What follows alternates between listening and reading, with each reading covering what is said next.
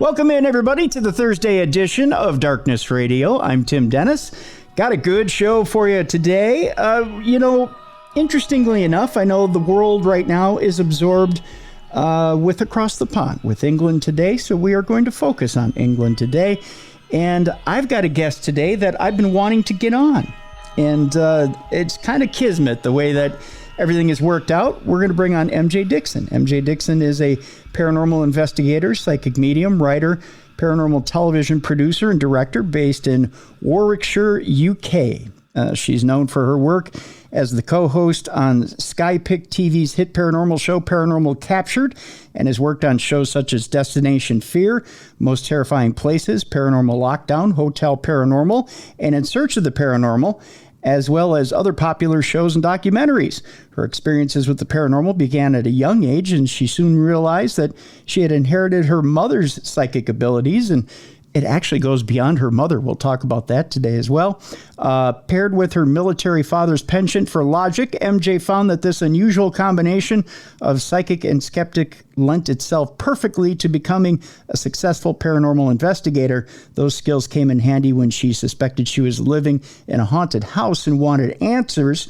With over 10 years of experience in the paranormal field, MJ has investigated hundreds of locations worldwide. Her research has taken her from the UK to the USA and Europe to places such as South Africa and Zimbabwe in search of all things strange. MJ lectures at paranormal conventions around the world and teaching others the risks involved in the basics of investigating, as well as a wide range of other topics. A popular Paracon lecturer, due to her professionalism and the level of evidence she was able to document, Dickson is recognized as one of the top female investigators within the field worldwide. In 2018, she worked alongside Groff Entertainment as the production location consultant for season 4 of the popular television series Paranormal Lockdown. MJ has not only worked on screen, but also as the production coordinator for Travel Channel's Most Terrifying Places, which aired in October of 2019.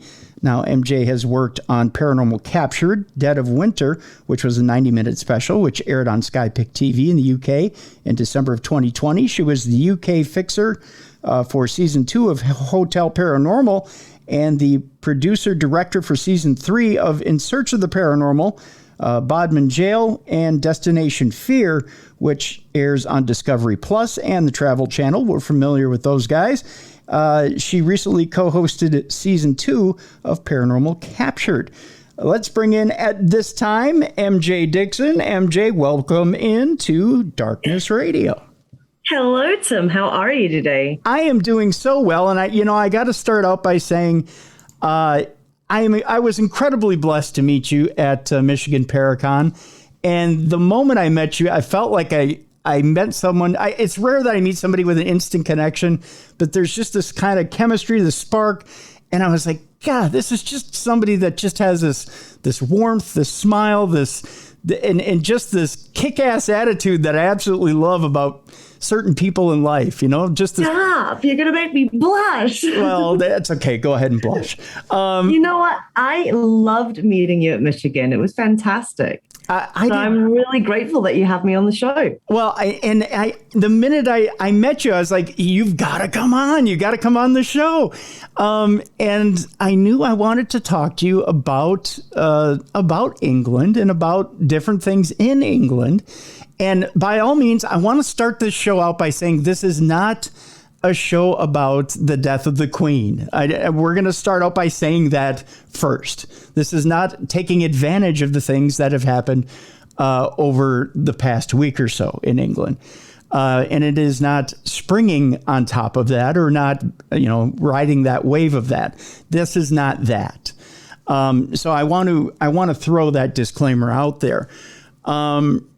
I've been wanting to talk to you specifically about the history of England. I'm huge into the history of England and wanted to talk to you about the history of England. I've also wanted to talk to you about your events because I'm fascinated by just the sheer volume of events that you've gotten into and the different histories that you get into with your events. So I wanted to take the opportunity to bring you in and talk about that. but I'm also fascinated by your own personal history. So let's talk for a moment about your personal history. I know just off air we were talking about, you say you get your abilities from your mother, but you say it goes a little bit further in your mother's history than just your mother that this gift comes from. Tell me a little bit about that. So for those of you who don't know who I am, after that epic introduction, thank you so much. Sure. I'm actually a fifth generation psychic medium. And not only do I actually have it from my mom's side, but I got it on my paternal side as well. Really? Which I only found out in 2010. So yeah, I'm fifth generation crazy lady. We're all a bit weird and kooky and spooky. And I've kind of grown up with the paranormal. A lot of people go, oh, I've been in the paranormal my whole life. I really have. Yeah. I've been dealing with all sorts of psychic things from a very young age. I took after my father, who was a military man, and he was very straight and narrow, very logical. And I always thought, yeah, crazy ladies in our family. Sure, you're speaking to dead people. Okay. Like, don't they have medication for that? And so, I always used to kind of take the mick out of the ladies in our family. Yeah. And I got to an age where it got stronger and stronger and stronger, and I couldn't deny it. And then found out it was on my dad's side as well. So I didn't have a choice. Like I was going to end up doing the paranormal, whether I liked it or not, by the sounds of it. Well, do you remember the first time you recognized something from the other side and what age you were? And you knew it wasn't some crazy lady thing? I have very vague memories from my childhood. My very first paranormal experience, I was around 4 years old. And it was nothing like dramatic. It wasn't scary or anything. I remember walking up to my mom with a big bowl of popcorn and the salt shaker, and she was doing laundry, and we kind of met at the spare bedroom door. And I remember looking into the room, and my mom said, hang on, let me just put the laundry on the bed and I'll put the salt on the popcorn because you always oversalt it. And I was a kid. I was like, yeah, okay. And I remember looking in this room and seeing the figure of a man lying on the bed, sort of with his arms placed on his chest. And I looked at my mom and I said, Mommy, who's that man? And she passed out. She freaked out. She fainted. I dropped the bowl of popcorn everywhere. I remember grabbing my mom and kind of shaking her. And she came round, burst into tears and went, oh, no, not you too. Oh, no. At the time, I didn't have a clue what she was speaking about. And, the idea of running around and playing video games with my older brother was way better than cleaning up the popcorn. Right. So I, ran off as a kid. And that's kind of my earliest memory of anything strange. And, it carried on throughout my life with little things happening, and it escalated more and more. But it wasn't until my early 20s when I had an event happen that scared the living life out of me. I actually woke up with my uncle standing at the end of my bed trying to tell me something, but he passed away when I was 4. When I was 4 years old, and I'd seen that figure, it was sort of a warning that there would be a death in our family. And 4 days later, my uncle passed away in a car accident. Oh, my gosh. So the same uncle that I saw when I was in my early 20s. And I saw this apparition. I freaked out. As, dead person standing at the end of your bed trying to talk to you. Naturally going to freak out. And he disappeared. I woke up in the morning and my mom was like, wow, my girl, you look so tired. Are you okay? And I was like, yeah, I didn't sleep well. So she goes, yeah, me neither. Your uncle came to visit last night and he was trying to tell me something. He was really excited, but I didn't really get what he was trying to say. And I just kind of went quiet. And she was like, oh, did he come and visit you? And I was like, did your dead uncle come and visit? What is wrong with this family? Like, how is this normal? And we found out that his son, my cousin, they'd just found out that his wife was pregnant. So he was excited about becoming grandfather. Oh. I think that was his exciting news. That was kind of the turning point for me where I went, yeah, I cannot deny this anymore. This is it. I'm kind of stuck with it. So I might as well learn how to deal with it. So when mom says when you're little, oh no, not you too. And is she guiding you from this point on, or is she just kind of trying to deny that it's happening and then eventually let you in on little things?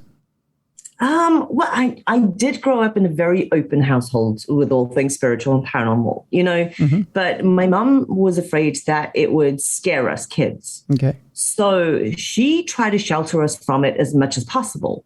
When something did happen, I'd kind of look at my mom and be like, what the hell was that? Okay, crazy lady, explain what just happened. So she would give us advice and she would guide us.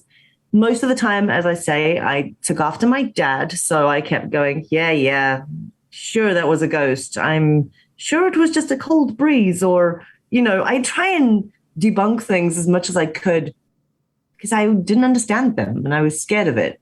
Okay. And when I did start embracing it, mostly when I moved to the UK about 13 years ago, I really started digging into the mediumship side. Like I'd always researched the paranormal, but more the mediumship side. And I had some experiences and I went, Mom, help me, give me advice. And she was like, I tried to teach you when you're younger. You didn't want to listen. Deal with it. Oh. So kicked me out the nest and, there you go. Learn. Oh, no. So how do you go about it? Then is it just you feel your way through it, or did you actually seek out someone who knew a little bit about it to get to the point you're at now? I definitely started looking for mentors, as many as I could find for different things. I met so many wonderful people who taught me about psychic development and what to do, how to do grounding and protection, how to tune into things a little bit better, all sorts of things. I met so many different people that led me down so many different rabbit holes of research. And the more I learned, the more comfortable I became with it. Okay. And now I'm actually doing some really cool work with Richard Estep, the author. Yeah. We've gotten into psychic remote viewing and how this is even possible. I didn't know I could do it. Richard called me up the one day and said, hey, I am investigating a place in the States. I'm not going to tell you where it is. Do you want to tune in via Zoom audio and see what you pick up psychically? Like, can you remote view in? I went, hell, I don't know. I've never done that before. Sure, let's do it. And so for a year and a half, we've been doing some really cool transatlantic psychic remote viewing experiments. So I'm pushing myself with all of this stuff, as much as I can every day. There's so much to learn. Because something, MJ, I mean, not to get too far off what our original topic is, but, being psychic and a medium and supposedly remote viewing are supposed to be two different muscles in the brain, so to speak. I mean, psychic medium is one gift. Remote viewing is supposedly everybody can do it. I mean, at least that's what they said in the CIA when they were training people in goat surfing and all that other stuff. But supposedly everyone can remote view, but not everybody, can access that psychic muscle. So to combine the two, that's kind of interesting. It has been really interesting. There is a documentary on YouTube called Third Eye Spies, and that was all about the CIA's psychic remote viewing experiments that they had done back in the 70s and 80s. And it's really interesting. There's also The Men Who Stare at Goats, the movie, and all that based on it. Yeah. So it very much is a very different muscle, if you will. And that's why I said to Richard, I was like, I have no idea if I could do this. I've never tried. Like, let's see what happens. And what I found myself doing is combining the two, is tuning into Richard's energy, because I had no idea where he was. So I would tune into Richard and then tune into whatever I could pick up around him. and start getting sort of the remote viewing impressions and things. And it started out really rocky, but it's progressed into something pretty damn extraordinary. Do you find yourself getting sharper with your mediumistic abilities as well? Yes, absolutely. The more we have done this, the more I've been able to fine tune how I'm tuning into things. It really has helped develop the mediumship side. And, I have this cool new spidey sense I didn't know I had before. So it's awesome. That's really awesome. Wow.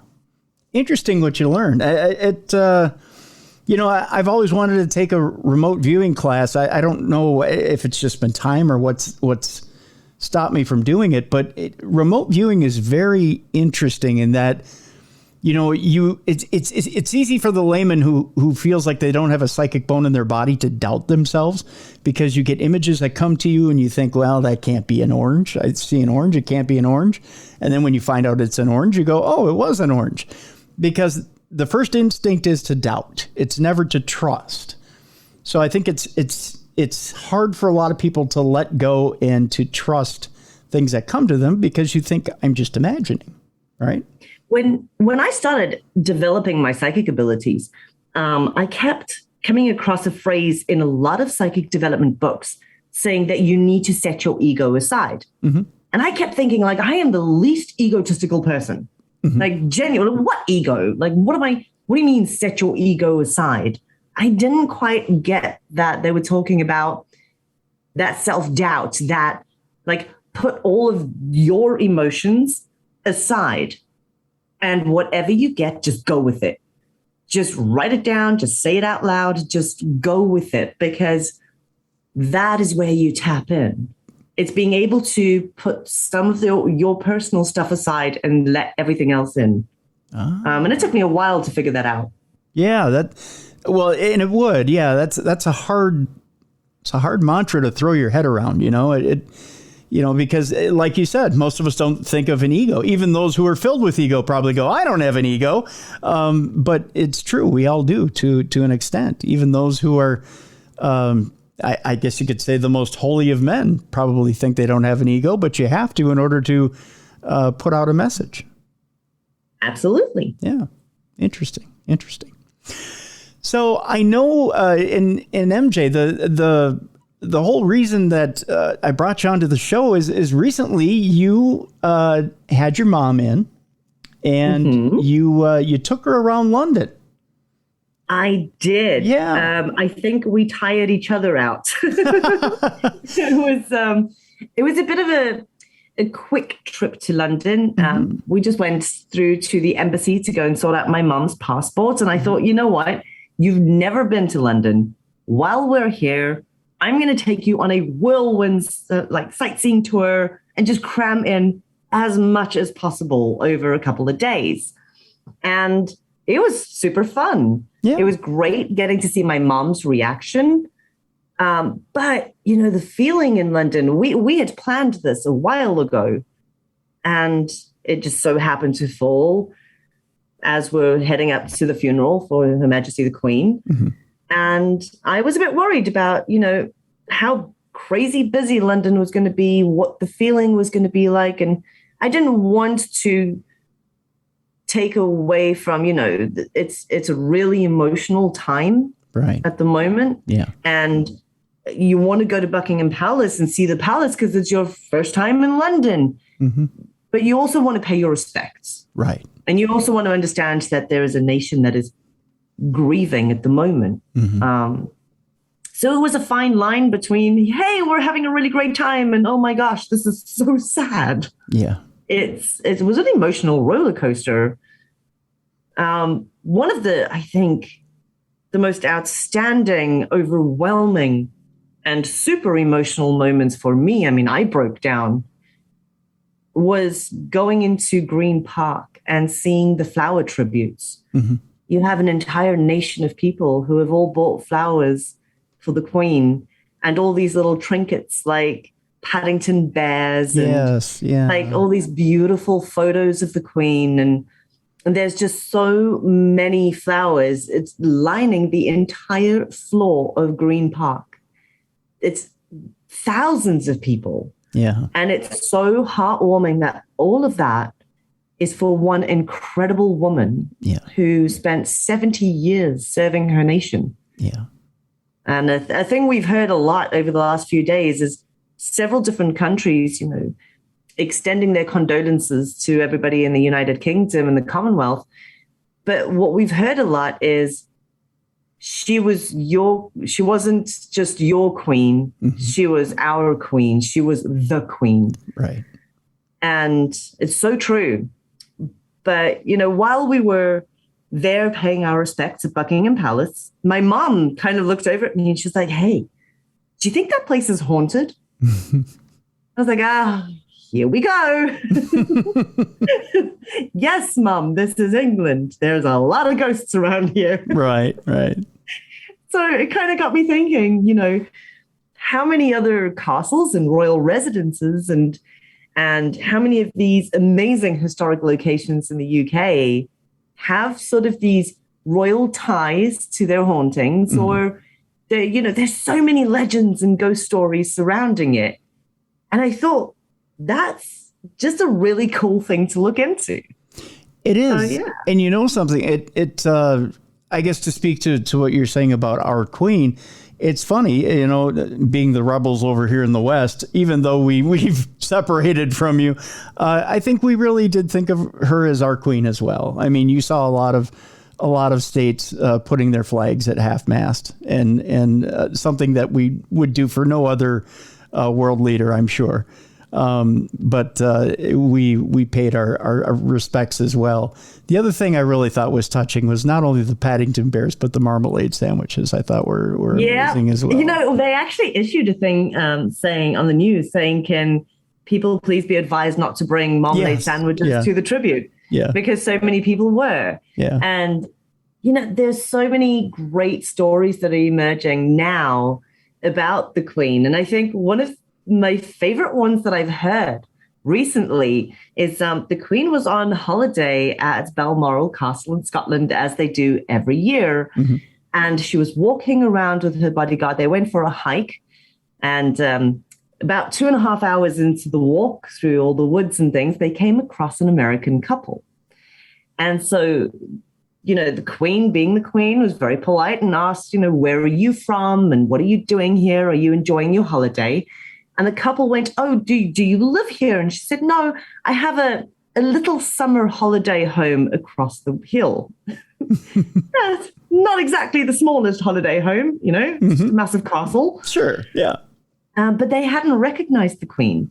And so this couple apparently asked her, "Well, have you ever met the Queen?" And she said, "Well, I haven't, but Richard over here has." And so they handed the Queen their camera and asked her to take a photo of them with the man who has met the Queen. And so she took a few photographs, and Richard apparently said, "Well, do you mind taking a photograph with my friend?" They stood with this lovely little old lady, had their photograph taken. They handed them back the camera, and they said their goodbyes. They never told them that they just had their photo taken with the Queen. And I thought that was just, such a beautiful story. It shows her sense of humor. And it also put Balmoral Castle on the map for me, because I actually didn't really know about it.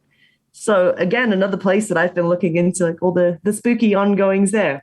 And that's a really cute story. That's amazing. And that person's got to get home and check their camera and find out that they got a picture with the Queen, right?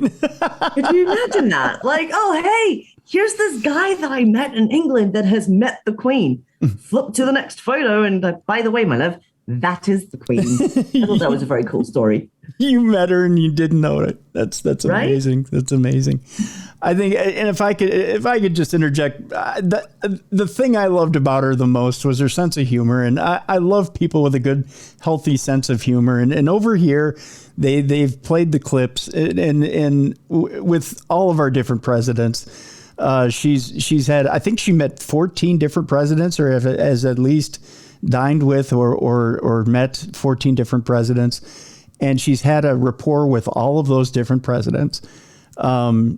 And there was something special with each one. She knew how to not only just to connect with them, but had some funny thing with each and every one of them, and yet found a way to get a zinger in on each and every one of them, which, you know, they've played different ones on different news stations. And it never fails to crack me up when they play one. And I think the one that there are different ones that are my favorites. I won't name one or the other because there are people that are touchy about which one gets zung, if that's a term. But the one that it's not necessarily a zinger, but the one that kind of touches my heart is when President Obama talks about her. He actually struggles for the words to describe his affection for her. And that's hard to do because he's a man who comes up with words very quickly to describe things, and really compared her to like his own grandmother.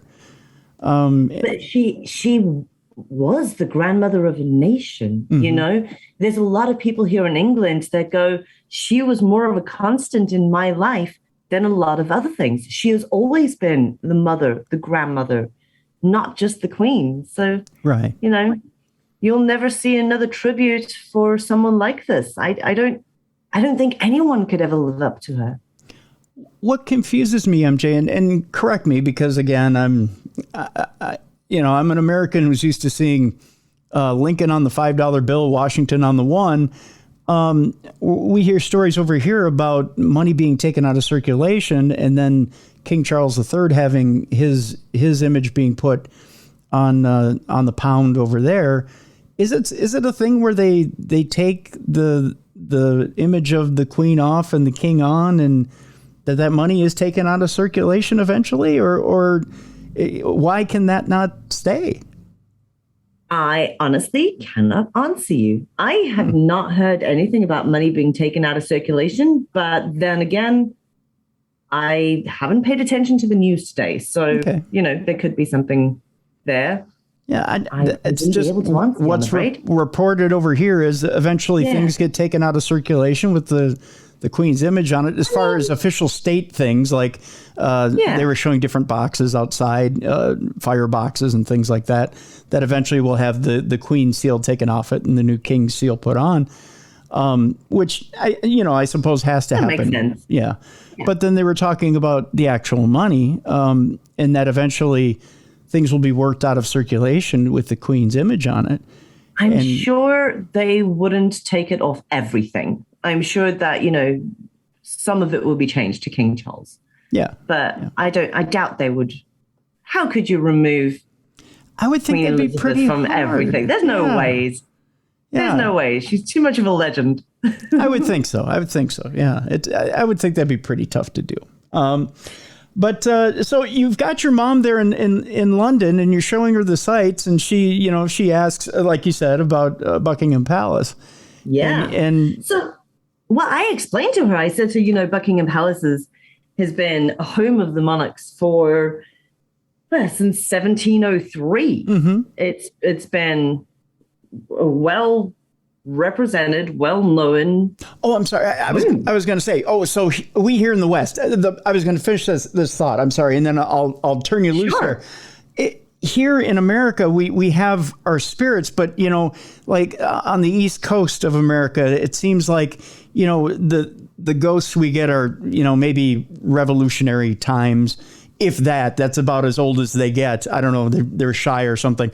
You go to the West Coast, you might get a cowboy spirit, but we're really a younger nation. So it seems like there's some rich history when it comes to spirits over on that side of the pond. And that's really why I wanted to bring you on, because there are some rich stories. With that, I'm done interrupting by all means. Please, my lady, continue. You're on the right track there. We have layers and layers and layers of residual energy, as well as intelligent hauntings over here. Mm-hmm. I mean, if you look at it, right across the street from my house, the little hotel, 8-bedroom hotel, beautiful old inn, was first built in 1352. Wow. The new build is 1527. Wow. That's like, wow, that's the renovation. That's the new build. Yeah. So, we have so many layers and such a rich history when it comes to the hauntings over here, which makes investigating really difficult because you don't know what time period you're working with. And you also have to think, people are so lazy when it comes to the term ghost or spirit. Right. Because if you have an entity that has been haunting a location like a castle for 900 years and seeing everything as times have changed and learning everything along the way, that is such you can't just say it's a spirit. It's such an evolved entity. It's such could you imagine 9 centuries of knowledge of watching times change? And you have an investigator going in like, hey, what color is my T-shirt? It's always black. It's always black. You could ask him anything. Yeah. Literally, there's centuries of history and understanding. And you're worried about how tight your T-shirt is? Come on now. Yeah, well, there's that. Yeah. I do have a question, though, as far as that goes, and that's this. When you talk about a spirit that's 900 years old, is it truly the energy of the grounds or is it the fact that we keep speaking their name and speaking them into existence that keeps them around? I think it's a bit of both. I really think it's a little bit of both. Nowadays, paranormal investigating, which I'm really glad about this, people are starting to focus more on the spirit stories. It's less about, oh my God, I captured a voice on a digital recorder. Now it's, what did that voice say? What are they trying to tell us? What is their story? What is their history? So, we're really starting to delve into more of the hauntings than before. It's no longer just cool to capture an EVP. Now we want to know who, what, where, why, how, when. Ooh, why are they still here? We're spending more time doing that. Yeah. Which I think is fantastic. But in doing so, are we maybe helping them cross over to wherever it is they go to by telling their stories? Are we releasing them somehow? Are we helping them solve the mysteries of their murder or whatever may be keeping them here? Or are they staying here because we're keeping them alive through that storytelling? They were speaking their names. It's a good question.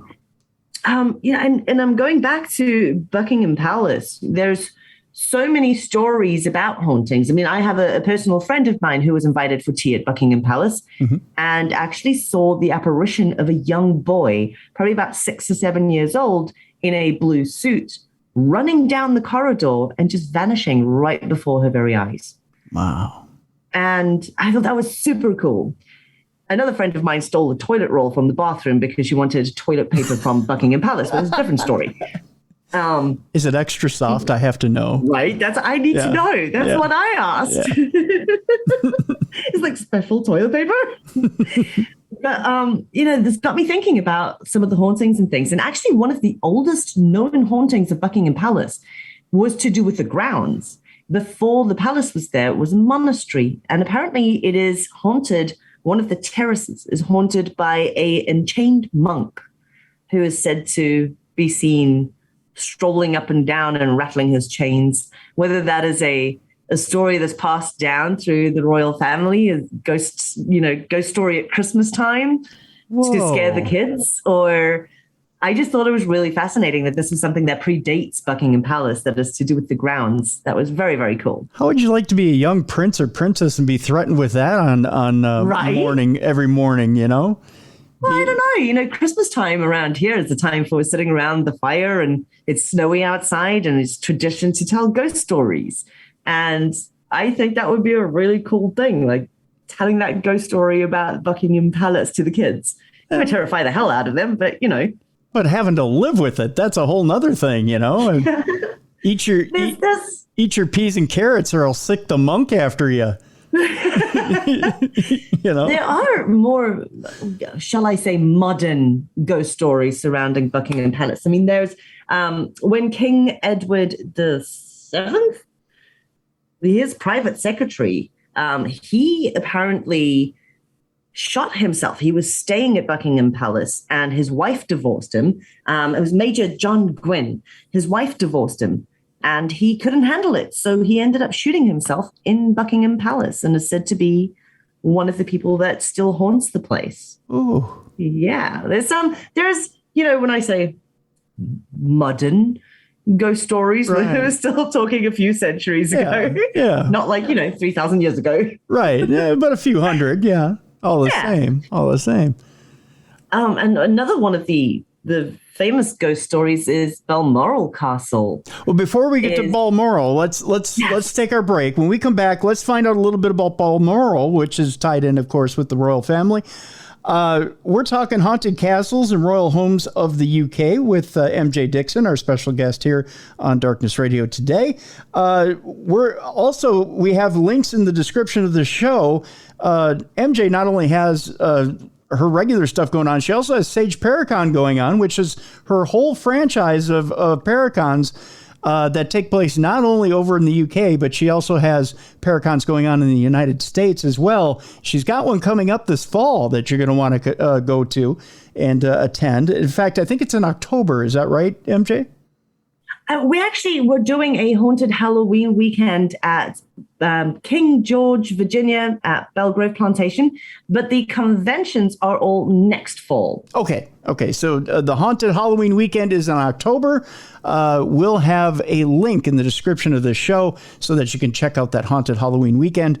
Again, just check out the link in the description of the show. When we come back, we'll talk Balmoral. You're listening to the best in paranormal podcasting. This is Darkness Radio.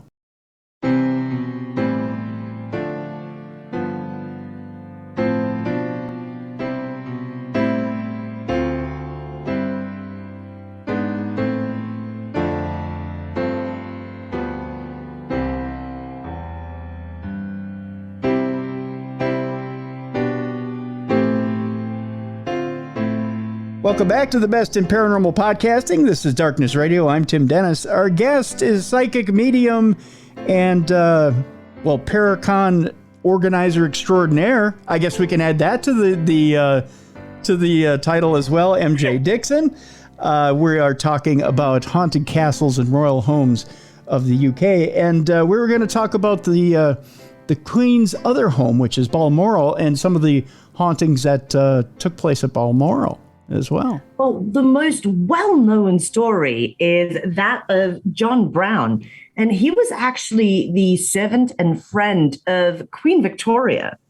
Now, a lot of people have allegedly seen him wandering the halls of Balmoral, and it's said that he actually fell in love with the Queen. Apparently, they were very much in love, so the story goes, and perhaps that's why he is still said to be haunting the castle. Wow. There's so many places that we could talk about. I think one of the ones that people ask me the most about in the UK is definitely the Tower of London. Oh, yes. Yeah.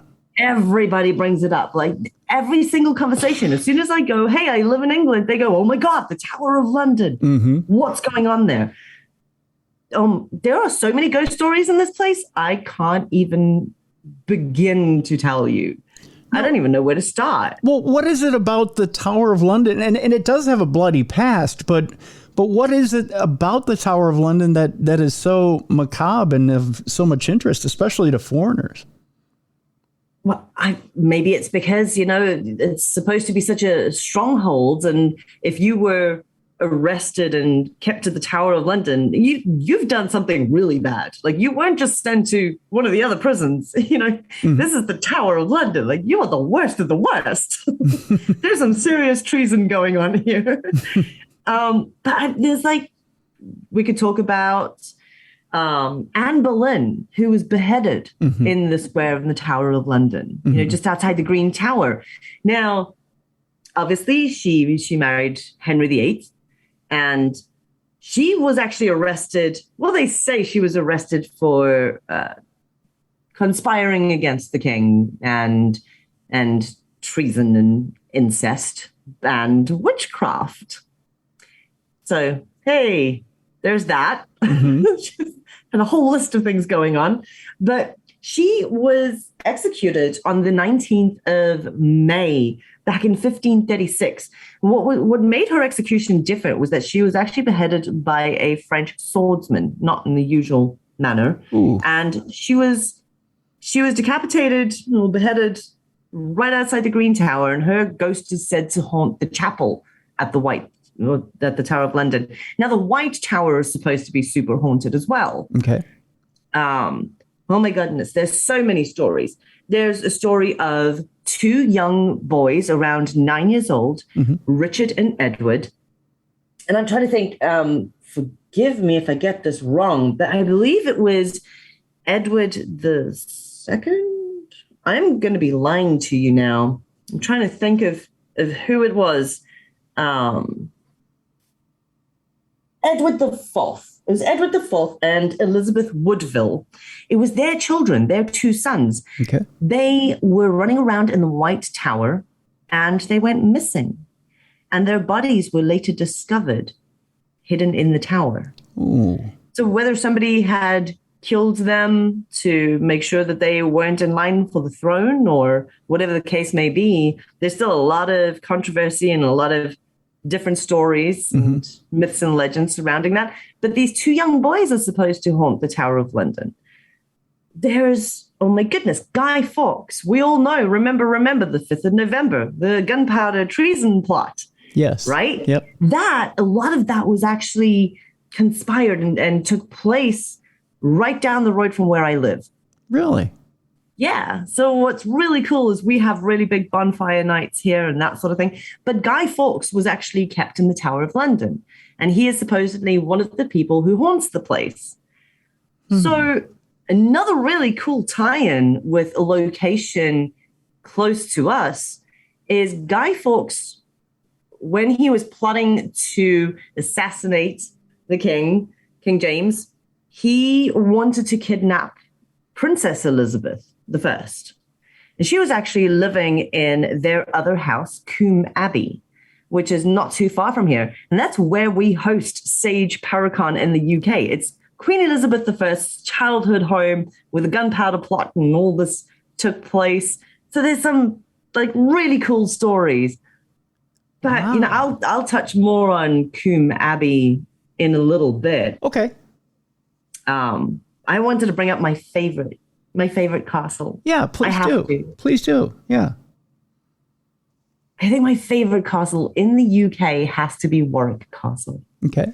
In Warwickshire. Again, it's built in something like 1068 by William the Conqueror. Okay. It's crazy. It's this beautiful, beautiful castle, one of the oldest in England.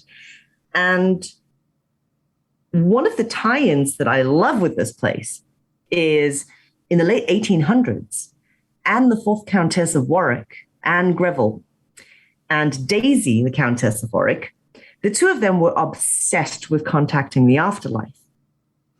And so they used to host seances in the castle, in the Kenilworth bedroom. Now, the Kenilworth room, everybody will tell you at Warwick Castle, it's believed to be the most haunted room. But they were so obsessed with contacting the afterlife. Anne was really big into automatic writing. Okay. So they would invite spiritualist mediums from all over, from as far and wide as they could. They'd invite them to the castle to host these seances because she believed that there was a servant who had stolen some sort of treasure in the castle and hidden it away to retrieve it later, but he was murdered. So she was obsessed with finding out who these people were that were haunting her home. And one of the people she brought in was Aleister Crowley. Oh.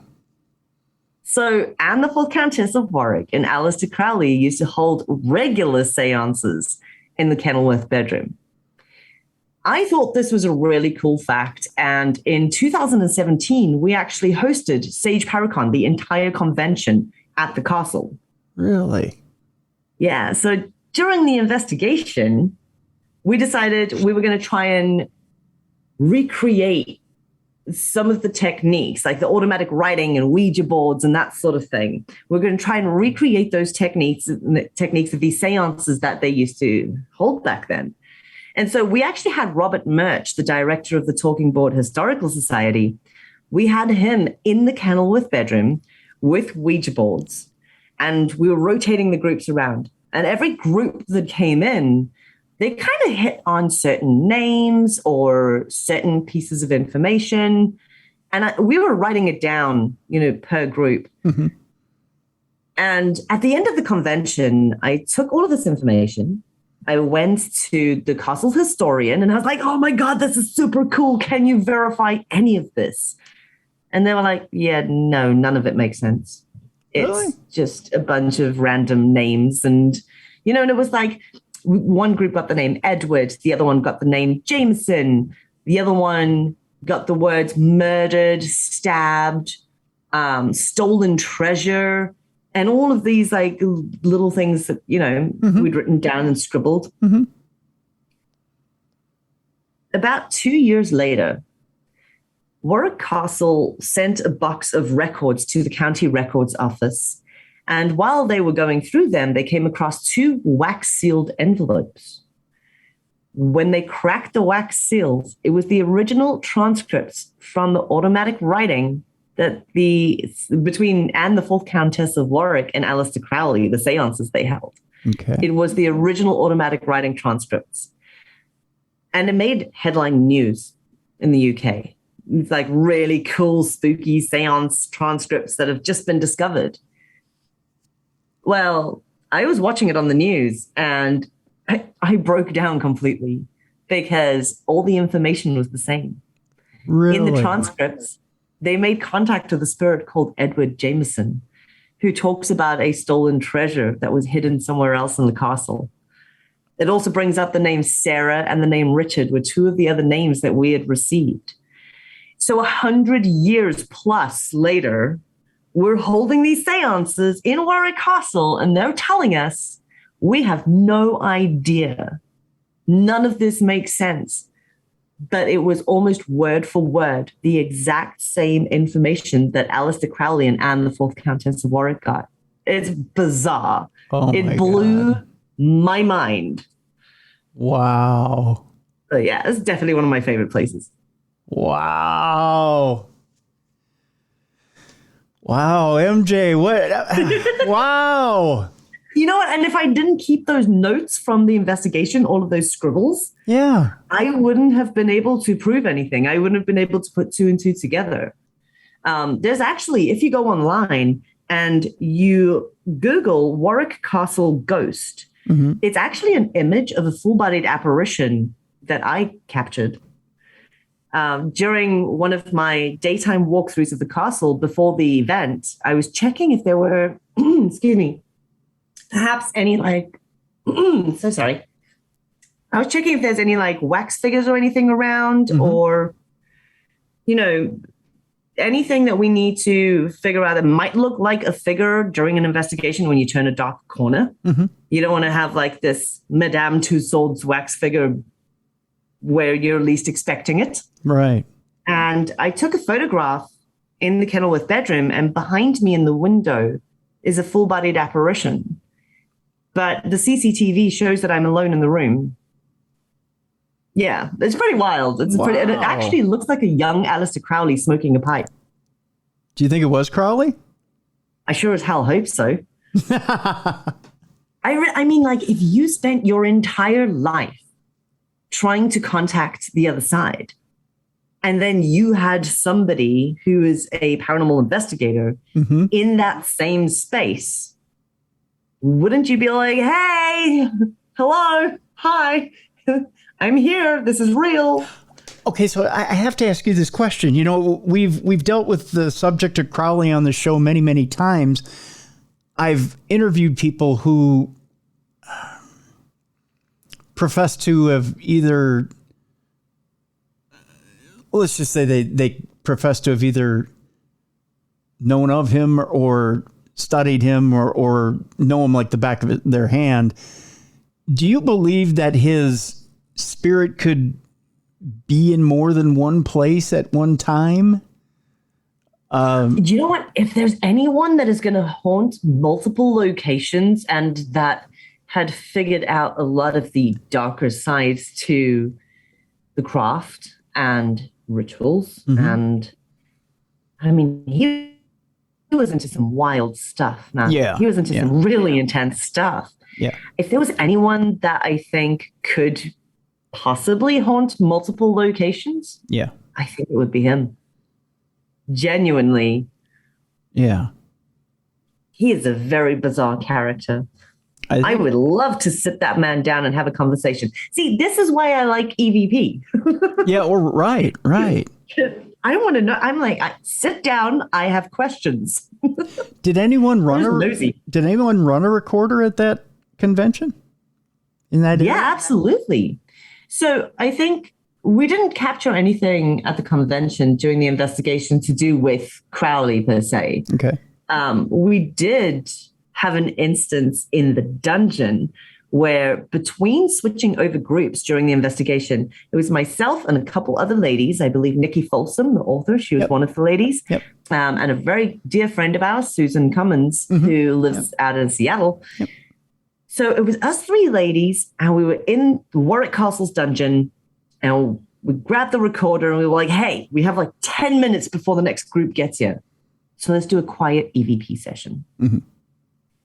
And we had asked a couple of questions, and Nikki had suggested that maybe she should stick her hand down the oubliette in the dungeon to see if maybe there was someone there. She had heard some shuffling of sorts. I was like, listen, you're going to have some random animal like bite your hand off or something. You know, just stick your hand down there. Right. And when we played it back, she said something like, how are you feeling today? Or something along those lines.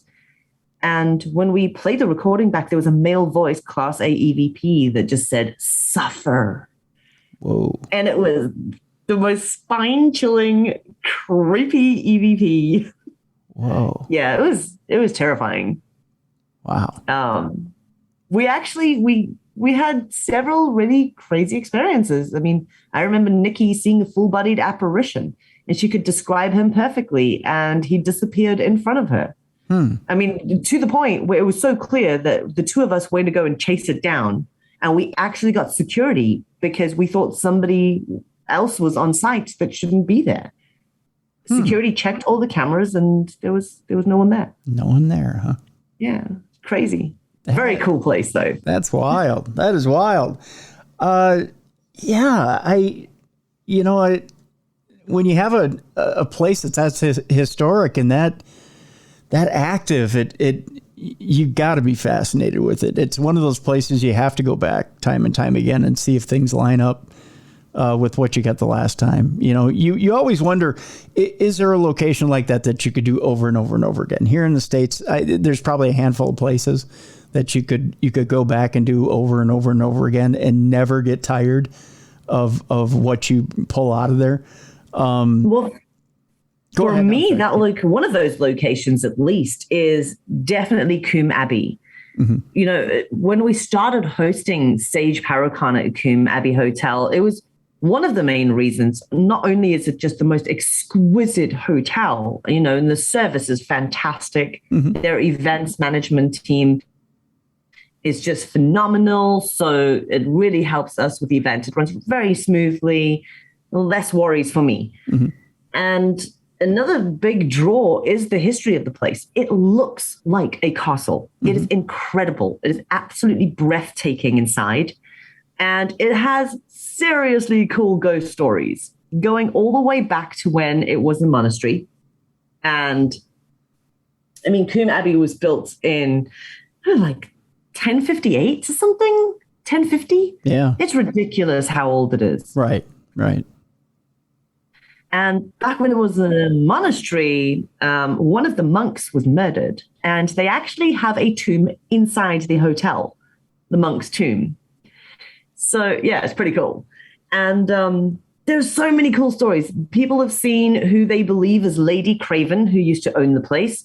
They believe they've seen her on several occasions. They have so many guests who check out in the middle of the night due to an apparition of a woman standing at the end of their bed.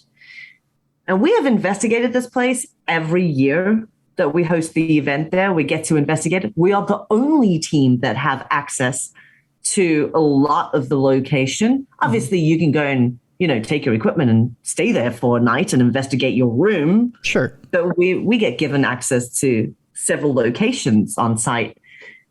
And I never get bored of it because there's always really cool stories. There's always really cool information that comes out. There are so many layers of history. One of my one of my favorite stories of Q Abbey actually involves David Bowie. Really? Yes. Do tell. David Bowie was on tour and he was staying at Q Abbey Hotel. Mm-hmm. And at 3:00 in the morning, he came screaming down the stairway to reception that there was a ghost in his room and he wanted somebody else to go and fetch his belongings because he refused to go back in the room. And the only problem is David Bowie slept in the nude. So you had a butt naked David Bowie running down to reception, Free Willy, screaming at the reception that he was being haunted by an apparition of a woman in his room. And they had to send somebody else in to go and collect his belongings and give him a robe and check him into a different room in a new build on the property, like a different part of the hotel, the newer build, shall I say. So it is one of my favorite stories. Like, what other ghost story involves a naked David Bowie? It's pretty cool.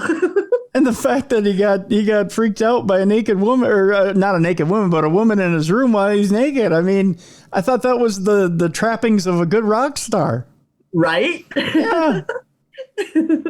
Maybe if she wasn't in a Victorian dress, really creepy, dead, and screaming at him, things may have been a bit different. Well, I just take that as she's really excited to be there. I mean, you know, that's how I take it, but that's just me. So it definitely is this really cool location that has ties to gunpowder plots and monks and Princess Elizabeth and all these great families, these eccentric families that have owned the place over the years. It's just a really cool place to host the event. Yeah. It's just awesome. I love it. It sounds like it. So you said that, so you've got the Haunted Holiday Weekend coming up in October, and then next year is when the actual Paracons start up. Now, do I have this right that you have multiple Paracons coming up, and that I believe you have one in New Orleans, so you do have one that's coming up on this side of the pond? That's actually a holiday tour. So it is. Okay. Because I am striking out here. Or to my calendar. I am striking out here, MJ. I am just swinging wild here. You know what? I don't blame you. There are so many different events coming up that I am losing track. So this Halloween at Belgrove Plantation in King George, Virginia, we're doing 4 investigations over the weekend. And it is dinner and an investigation. And then on Halloween, I'm actually doing a very special dinner. I'm doing what's called a dumb supper. Okay. It's a proper Wiccan or pagan Samhain tradition. Okay. So it is dinner with the dead. It's inviting the spirits of the location. We set places at the table for them. It is part of the experiments as well as the investigation that we sit down and we have dinner with the spirits of Belgrove. And that's actually pretty important to me because Belgrove is quite possibly one of the most haunted locations I've ever investigated in the States. Okay. And it is breathtaking. It is the birthplace of President James Madison. Mm-hmm. It has really cool history. So I'm really looking forward to going back there and learning more about the spirits that haunt this incredible place. And I'm actually in the process of writing a book about it. So, you know, whatever we find over the Halloween weekend, that's going to be more research that goes into the book as well. That's awesome. And then, next year I kind of kick things off in May. I'm doing a 10-day paranormal voodoo tour. It's one of my Dark Departures paranormal holidays. So I've got a 10-day tour in New Orleans. I've got a 10-day tour in the UK in July. I've just added another 10-day tour that is Halloween next year until the 10th of November in the UK. But then the Paracons, we've got Sage Paracon USA. I got to get this right now. You're testing my knowledge here. I'm pulling up the website here so I can follow along and see, and I'm testing your knowledge as well here. So Sage Paracon in the States is at Belgrove Plantation in King George. So far, we have John Zaffis and Jeff Belanger who will be joining me. It is a very small event. It's only a handful of speakers, and we do workshops. It's very hands-on rather than just a bunch of speakers. We do talks and workshops and investigations and all sorts of things. That is the 29th of September to the 1st of October, I believe, next year. And then we do Sage UK is the 26th of October to the 29th of October at Coombe Abbey Hotel next year. And we're announcing our speakers, all of our speakers in October for that. So yeah. Very cool. Loads of exciting things coming up. Yeah, I'll say. Yeah. So you're a busy woman. You got things going on. That's for sure. But yes, sir. It also very interesting and so cool. I'd encourage our listeners to check it out. sageparacon.co.uk. We'll have the link for this as well in the description of the show, so you can check out all the different packages that are available. And again, our friends Jeff Belanger and John Zaffis are in on a lot of the events. Our friend Richard Estep as well. The Coombe Abbey Hotel trip, Sage Paracon UK 2023. He'll be involved. Well, I can give you a spoiler on some speakers. Oh, can you? I can. 2 speakers. Okay, go ahead. 2 speakers for Sage UK next year that I'm supposed to only announce next month. We have Brad Blair and Tim Ellis flying over to come and join us. Well, there you go. Look at that. Yeah. So I'm quite excited about it because we've never done anything cryptid based at Sage Paracon in the UK. Okay. So I thought, Great Lakes monsters and cryptids and shipwrecks and that would be really cool. We never hear about that stuff in the UK. That's right. Yeah, we have castles and haunted royal residences, but we don't have like really cool asylums and things the way you guys do, or Bigfoot and all of that. Well, tell them they got to each ride a cryptid in with them. So, there you go. They got to be riding in on the back. Yeah. I expect them to be like, piggybacking Bigfoot or something on their way in. Right. One's got to take a sea monster. The other's got to take a land-based cryptid in. And right. There you go. They got to saddle them up and ride them in and talk on one. That's the thing. It's like when you ride a bull, they've got to ride a cryptid for 60 minutes while they talk. There you go. Yeah. That's it. That's done. That's the fun of the talk, is to see if they can hang on for 60 minutes. Yeah. Well, they talk. So yeah, I thought I'd bring a bit of a cryptid spin to Sage Paracon in the UK. Obviously, with all of the Sage events, we keep a nice healthy balance between spiritual and investigating, research things. We've had everything from occult to, oh my gosh, developing your mediumship to how to make voodoo dolls with Bloody Mary. We've had all sorts of really random things, but we've never done cryptids. And I thought, I'm going to get Brad and Tim in to come and talk about that. Right. And I am going to be doing a talk about Southern African cryptids because I have a very funny accent. I don't sound very British. That's because, keep up with me here. Okay. I'm born in Zimbabwe, raised in South Africa, but I'm Greek, Cypriot, and Dutch with an Italian surname, married to a South African Scotsman. Whoa. Good thing I don't have kids. Yeah, I was going to say, wow. So I actually grew up in South Africa and Zimbabwe, and we have some really cool cryptids and legends and things out there. So I'm going to be focusing a lot on that as well. That's really cool. Can you give us just one cryptid in South Africa that we've never heard of before? Just off. Can I give you my top 2? Yeah, go ahead. Top 2.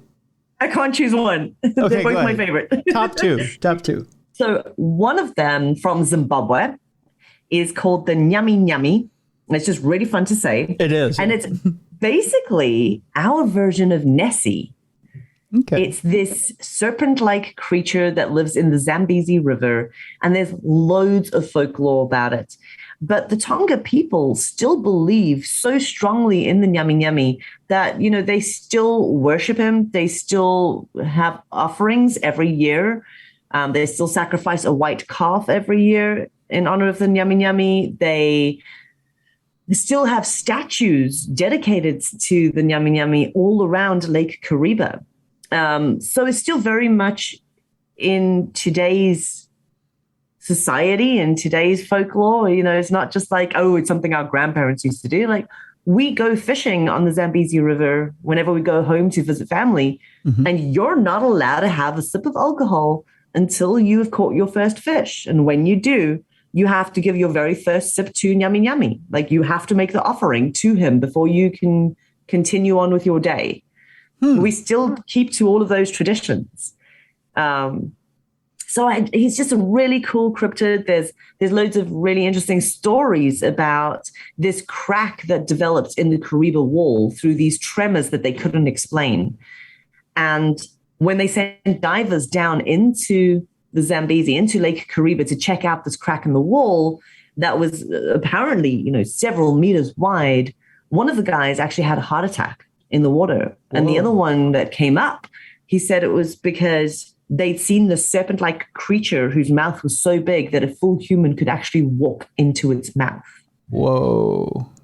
There's loads of sightings, just like Nessie. There's loads of things where the Tonga people still believe that during times of famine, the Nyami Nyami will roll up, with belly up, on the surface of the water on the side of the riverbank and offer his belly so they can cut strips of meat to feed themselves. And he'll look after them and make sure that they don't starve. And in return, they offer crops and things to Nyami Nyami in the water. Yeah, it's really cool. And then my second one is a twerking cryptid. He twerks. He twerks. There's, you've got to have a twerking cryptid. You got to have one. Yeah. Right? Yeah. So it's actually the Tokoloshi. And I don't really know if you can really count him as a cryptid. He's this weird little, sometimes spiritual, fluid kind of entity, and sometimes it's solid, sometimes there's so many different descriptions of him.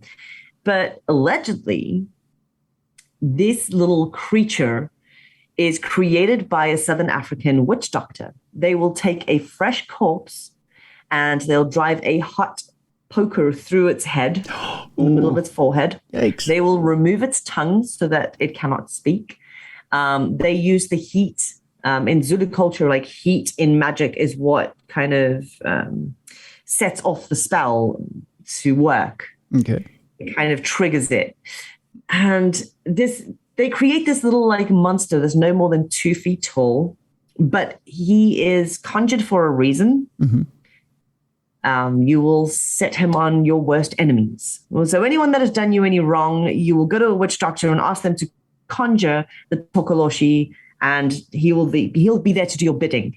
Now, there is such a strong belief between the African people in Southern Africa that to this day, they still raise their bed up on bricks because they believe that he's no more than 2 feet tall, so he can't climb on the bed to kill them. So, yeah, it's really interesting. Hey, it makes sense to me. I've over the years, I've collected all of these really cool articles to do with Southern African cryptids. Things like the Tokoloshi was twerking for my husband. The Tokoloshi stole my beer. Tokoloshi put a tracker in my bum. There's some great headlines, man. Great stories. And it's just, in South Africa, we actually have a task force to deal with supernatural creatures. Really? Oh, yeah. We have the occult task force in the South African police. So they are there to deal with things like the Tokoloshi, Impundulu, which is the lightning bird of South Africa, vampires, cryptids. Like, it's their job. We have a supernatural occult specialist task force in our police. Could you imagine phoning the police and going, hey, by the way, Bigfoot stole my beer? You know, they actually have to send people out to investigate it if you make that claim. I'd be afraid the 911 operator would be laughing so hard they'd die on the other end of the phone if I called and said Bigfoot stole my beer. Right, yeah. Whereas in South Africa, if you say, hey, the Tokoloshi's out to kill me, they will send people. Wow.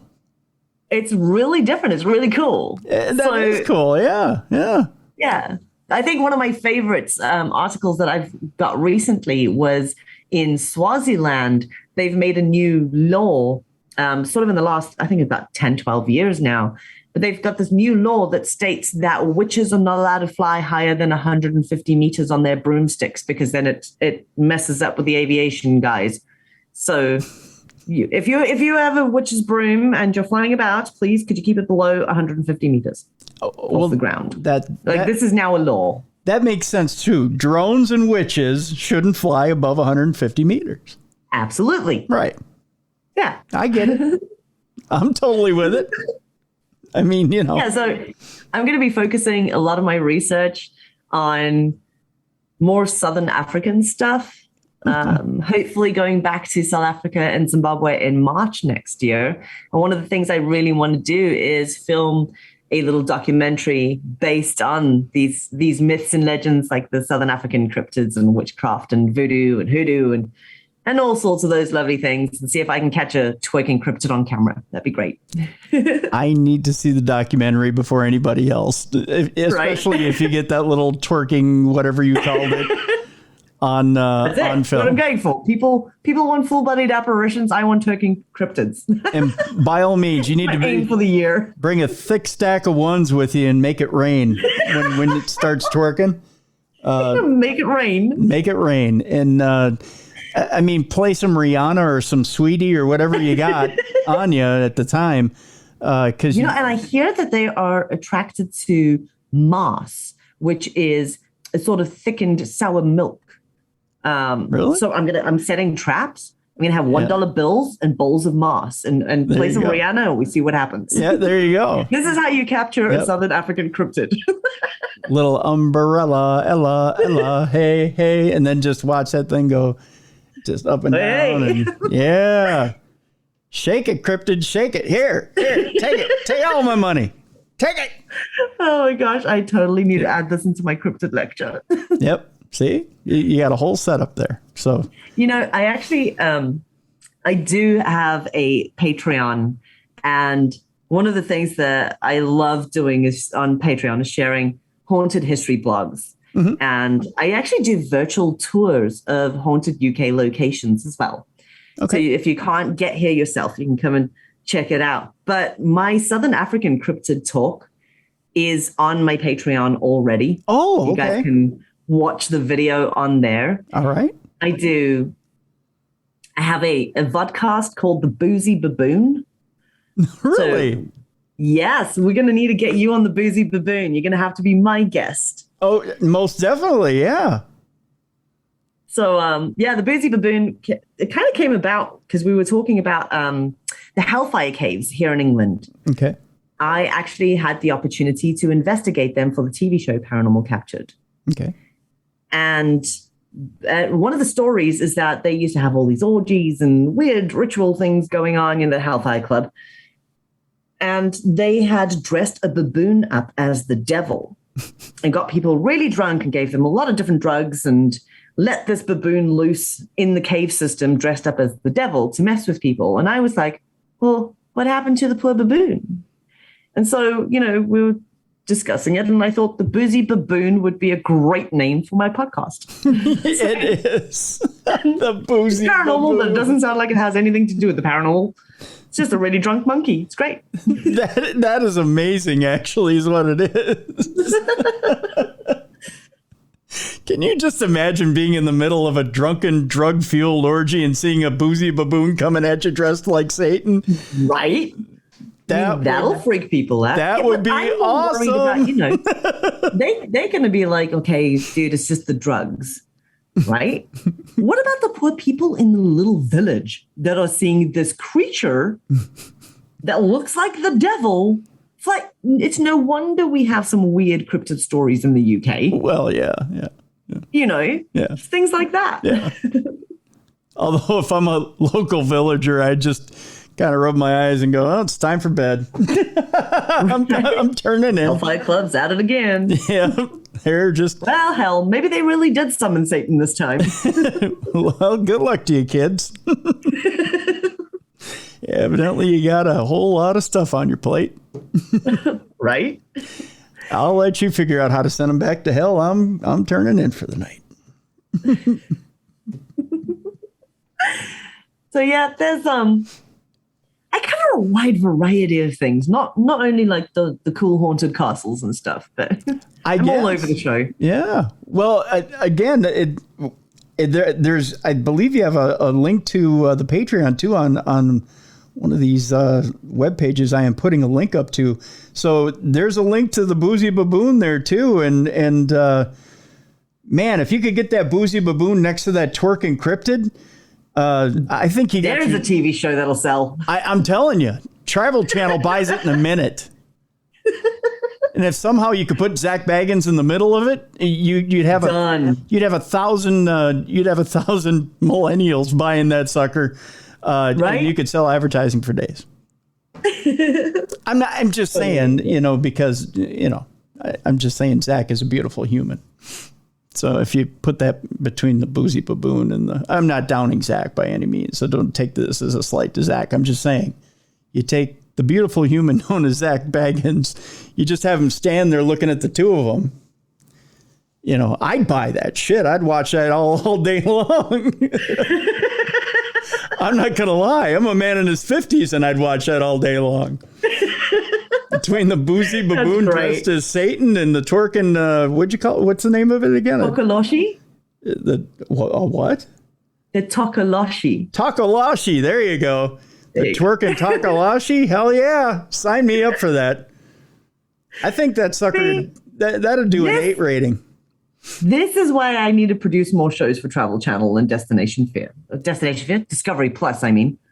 This is exactly. Better yet, get Dakota Layden in the middle of that. There you go. Yeah. There you go. Okay, We're doing it. We're going to shelve Zach. We're going to put Dakota Layden in the middle of it. We'll call it We're just creating our own show. Destination Boozy. How do you like that? I like it. There you go. You're going to think we're drunk when we wrote it. That's right. Oh, dear. Yeah, I like it. I think I like it. Let's do it. Yeah. I'm in. I can produce that. I can produce anything. I'll let you pitch it. Totally. You write it. You pitch it. Have a ball with it. I got enough on my plate. Listen, somebody sat down in a pitch meeting with a production company and pitched Two-Headed Shark and Sharknado. I think we stand a pretty good chance. Not only that. I mean, they made like Sharknado 7. Like, if somebody can greenlight that, come on, guys, if you're listening, we're in. It's like the B grade of the paranormal. Yeah. I think you get B grade horrors. We could do B grade paranormal shows. Can you just see Dakota throwing ones at the twerking Takanashi or whatever it is? Just like, I don't know. Oh my goodness gracious. Yeah. Dakota, we love you, really. We do. I promise. We love you.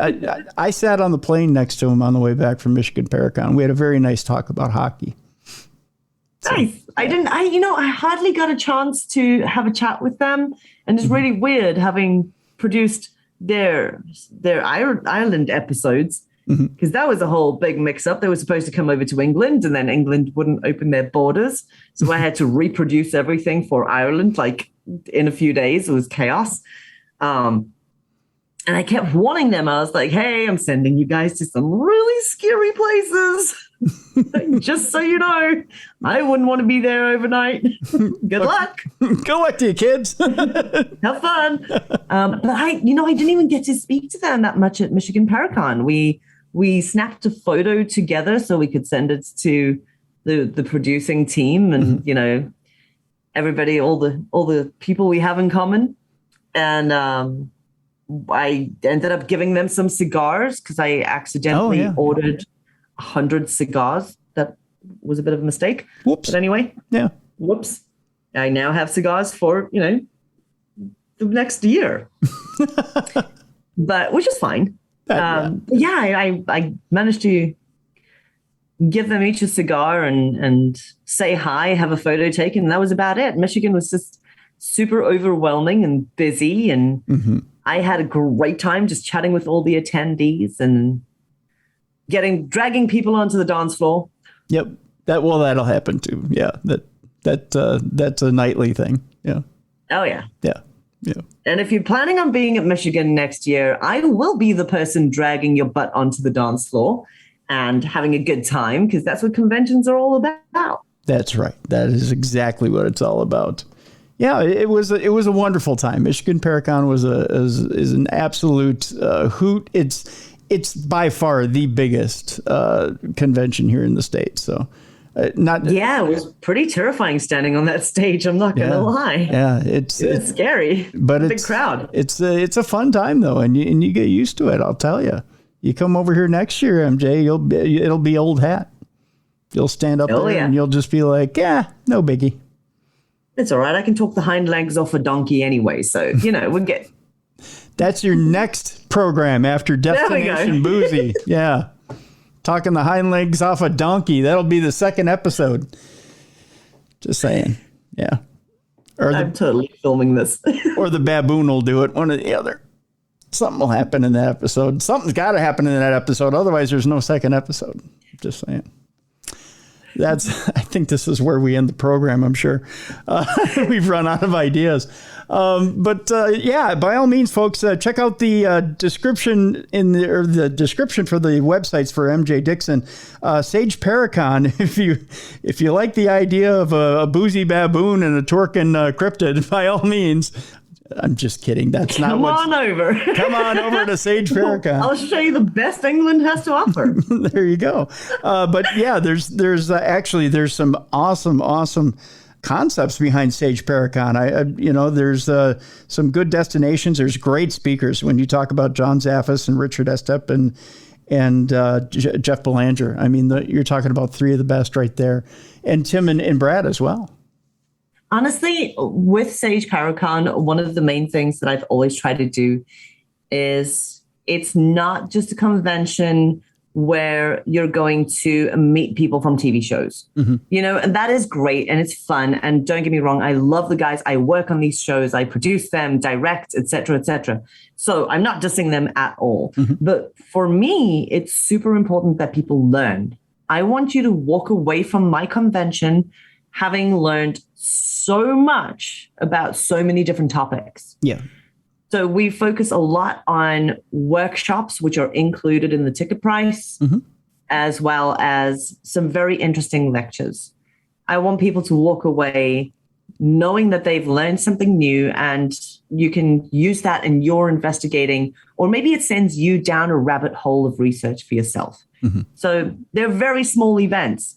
They're not like Michigan. Michigan is terrifying. It's scary. There's like 1,600 people. It's overwhelming, but it's amazing. My events are about 100 people.